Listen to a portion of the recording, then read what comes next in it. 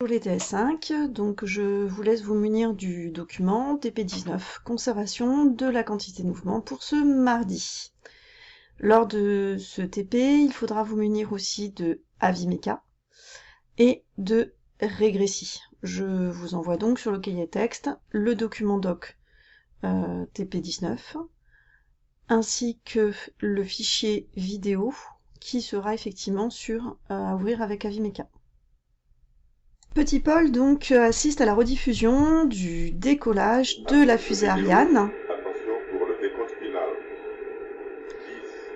10, 9, Nous voyons sur cette vidéo 5, son décollage, 3, c'est-à-dire l'expulsion stop. des gaz d'échappement qui lui permettent de se soustraire Allumage Vulcain. à la gravité Allumage EAP, décollage.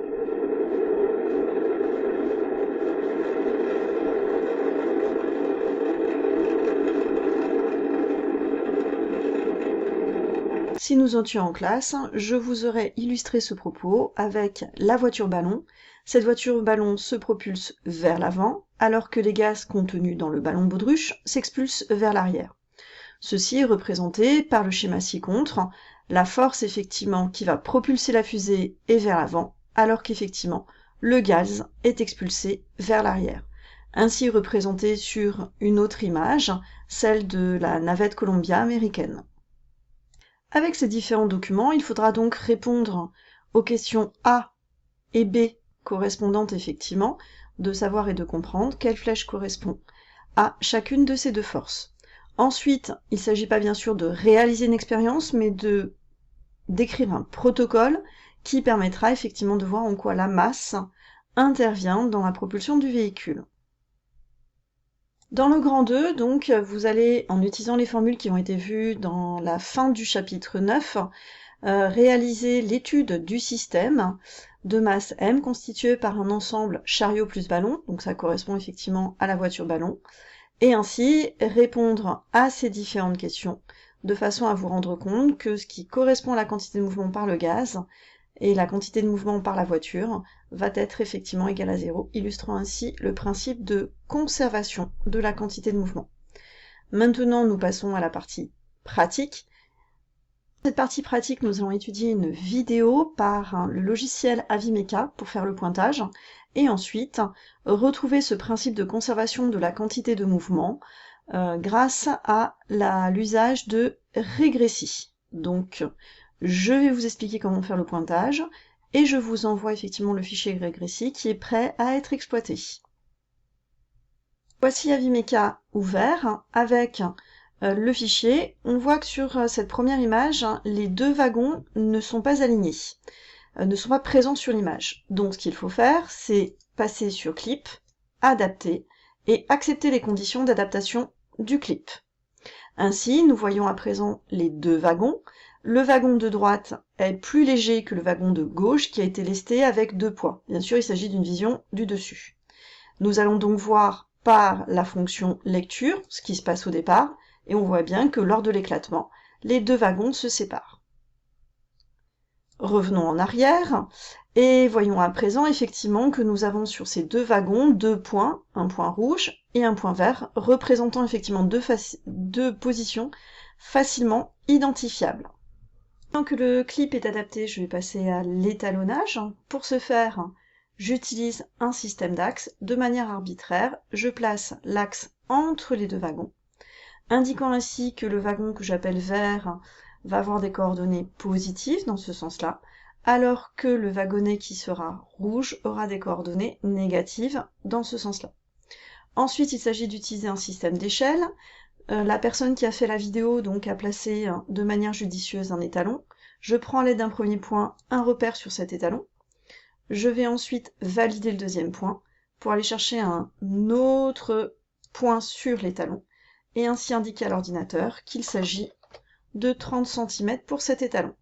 Ceci me permet donc de faire l'étalonnage.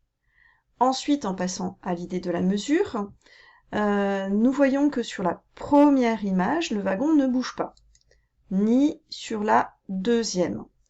En d'autres termes, le mouvement va commencer à la troisième image. On indique donc l'idée que je vais positionner la date t égale 0 sur la troisième image.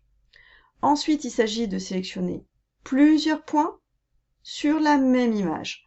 Ici, nous avons la possibilité de consulter plusieurs points sur la même image.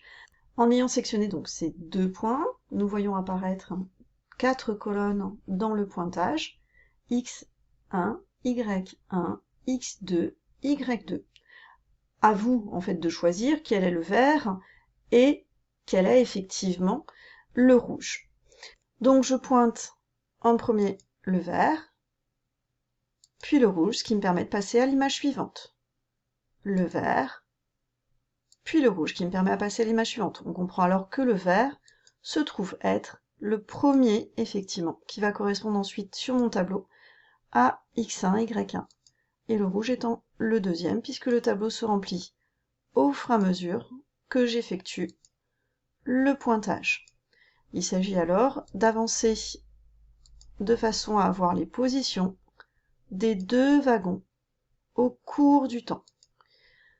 Prenons l'idée qu'il faut être précis dans ce pointage. Les axes m'aident à rester sur la même horizontale, ce qui indique donc que les wagons auront toujours le même Y et seul X va ensuite changer.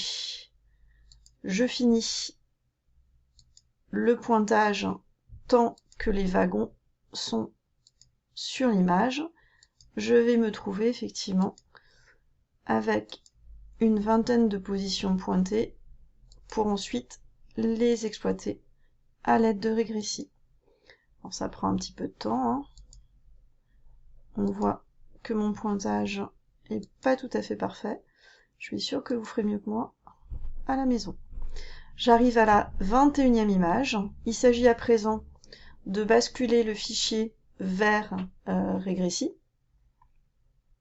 Je vais donc dans Fichier, Mesure, copier dans le presse-papier le tableau et j'accepte les conditions du collage. Je vais chercher dans Régressis. Je vais donc dans Fichier, Nouveau, Presse-papier. Ainsi, on ouvre les positions et nous voyons apparaître les deux courbes, les X, Y, X1, X2 en fonction du temps. Grâce au fichier tableau, on voit effectivement les positions. Donc c'est ce fichier-là que je vous envoie pour pouvoir ensuite que vous exploitiez ces données afin de répondre aux autres questions. Bon courage à vous, suivez les consignes. Il s'agit bien évidemment d'utiliser la case Y+, de façon à permettre et à avoir une quantité de mouvements qui se conserve. Au revoir les TS.